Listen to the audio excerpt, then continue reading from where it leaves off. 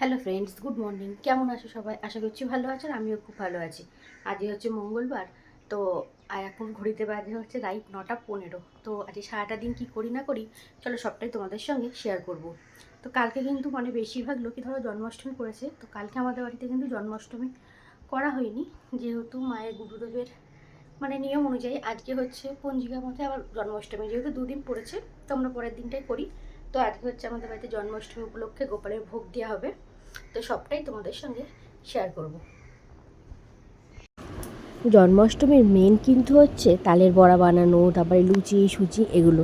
তো সকালবেলায় দেখো মাসি যেই স্নান টান করে এসেছে, তো মা মাসিকে তাল দিয়ে বসিয়ে দিয়েছে, বলেছে এখন তালটা ঘষতে, যেহেতু তালের বড়া বানানো হবে। তারপরে আমি ওইদিকে এখন চা বসিয়ে দিয়েছি। আর একটা জিনিস জানো তো, এবছর না তাল কিন্তু প্রচণ্ড পরিমাণে সস্তা। আগের বছর যেমন তাল কিনতে 180 টাকা 200 টাকা দিয়ে পর্যন্ত তাল কেনা হয়েছে, আর এইবার তো তাল এতই সস্তা। মা মনসা পুজোর সময় যখন আমরা তাল কিনেছিলাম তখন কিন্তু 15 টাকা 20 টাকা করে এরকম দাম। তারপরে মাসিমা কালকে গেছিলো হচ্ছে বাজারে আকাশের সাথে, তো ওখান থেকে গিয়েও তাল কিনে এনেছে একটা। এই তালটা কিন্তু অনেকটা বড় ছিল। কত দাম নিয়েছে বলো তো? 15 টাকা না 20 টাকা মতো। তাহলে বুঝতে পারছো তাল কতটা পরিমাণে সস্তা। তো ওইদিকে হচ্ছে মা এখন আরও সমস্ত জিনিসগুলো বানানো হবে, তো সেই সমস্ত জিনিসগুলো এখন রেডি করছে। তারপরে হচ্ছে মায়ের পুজো দেওয়াও প্রায় শেষের দিকে, তাই আমি আবার ওদিকে চা বসিয়ে দিয়েছিলাম। আর বড়মশাই বাজার থেকে বাজার করে চলে এসেছে। তো মাসিকে চা দিয়ে দিয়েছি, তোমাদের দাদাভাইয়েরও চা খাওয়া হয়ে গেছে। আর আমি হচ্ছে খাবো দুধ চা, তাই চাটা নিয়ে চলে এলাম ঘরে। তো এখানে তোমাদের দাদাভাই বসেছিল, তো আমি একটু চা খাচ্ছিলাম। ওর যেহেতু আগেই চা খাওয়া হয়ে গেছে, দুজনের মধ্যে একটু টুকটাক করে গল্প করছিলাম আর চা খাচ্ছিলাম। চাটা খেয়ে তারপরে কিন্তু কাজবাজ শুরু হবে। তো আজকে হচ্ছে আমাদের রান্নাবান্নার অতটা একটু চাপ নেই, কেননা যেহেতু গোপালকে ভোগ দেবে, সমস্ত রান্নাবান্নাটাই মা করবে। হয়তো দিদিভাই দিকে অল্প রান্না করবে। তো দেখো আজকে আমাদের গোপালের ভোগ দেওয়া হবে আর সমস্ত রান্নাবান্না এদিকে হবে। নারকেল এখন কুড়িয়ে কি করবো আগে? নারকেলটা পুরো তুই। তারপরে দেখো আমি বসে পড়েছি এখন নারকেল কোড়ানোর জন্য। ওই যে তখন তাল হচ্ছিল না, এখন তালের বড়ার মধ্যে নারকেল কোড়া দেবে, তারপরে মালপোয়া বানাবে, তাতে নারকেল কোড়া দেবে, ওই জন্য নারকেল কুড়ছি। ওইটা দিয়ে হু করে গ্যাস বেরোচ্ছে, জোরে না আবার আস্তে। আর আমি তো সেটা পার করতে পারি না। তুই দিলে ব্যাস আমি পারবো না। আসলে ওই দিও না, দূর থেকে করো।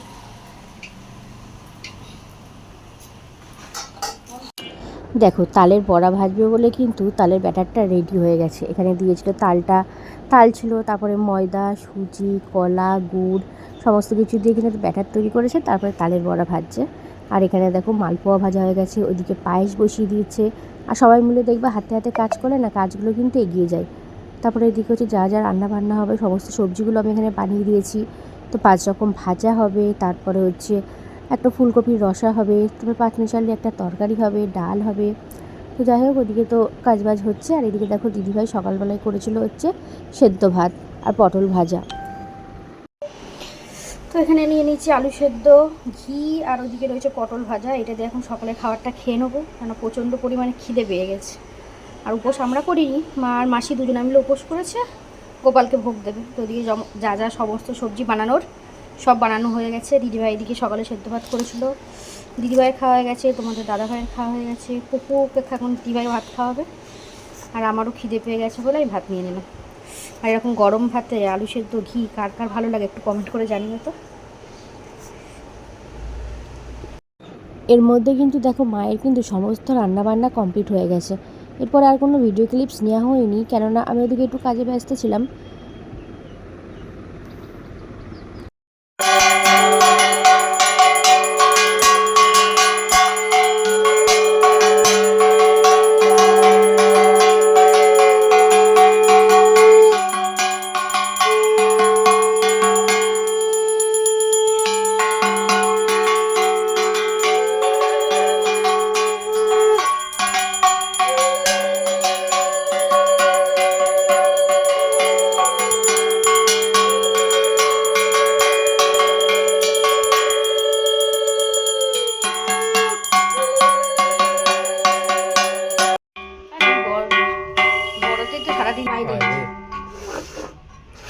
ভাই নমস্কার কর পুকু, নমস্কারের লাইন পড়ে গেছে এখন।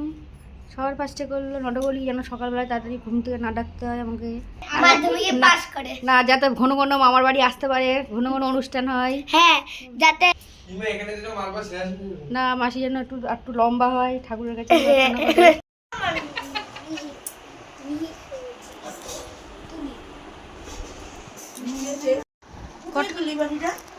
আরে ভালো ভালো ভালো কাল দে আমাকে একটা দে, কিছু কিছু ফ্রিজের মধ্যে রেখে দেবো ফ্রিজে রাখতে হয় না, কোটো করে রাখতে হয়। যাই হোক ভালো লাগে না একটু বার করে খাও। এটা এগুলো সব আমি বানিয়েছি। কে বানিয়েছে? তুমি আর খেয়েও না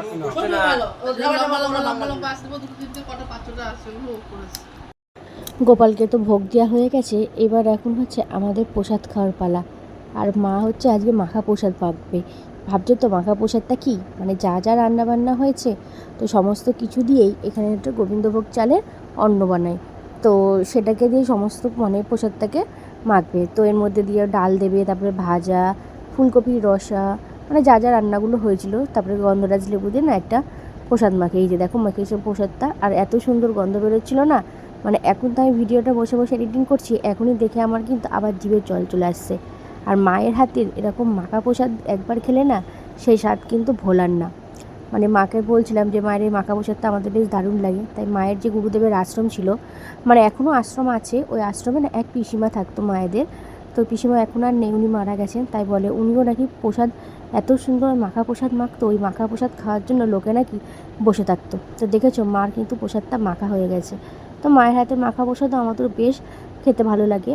মানে মা কিন্তু অনেকটা করেই দেয়, মানে একবার করে আমরা কিন্তু খেয়ে নিয়ে আবার কিন্তু হাত পেতে বসে থাকি যে মাকে বলি দাও, মানে এরকম করে এতটা খেলেই কিন্তু পেট ভরে যায়, পরে কিন্তু খাওয়ার কিন্তু আর জায়গা থাকে না। দেখেছো কতটা করে পরিমাণে দিয়েছে, তো সবাইকে কিন্তু আগে দিয়ে দিলাম, তারপরে আমি নিয়েছি লাস্টে। এটা খাচ্ছি, খাওয়ার পরে কিন্তু আবারও খাবো।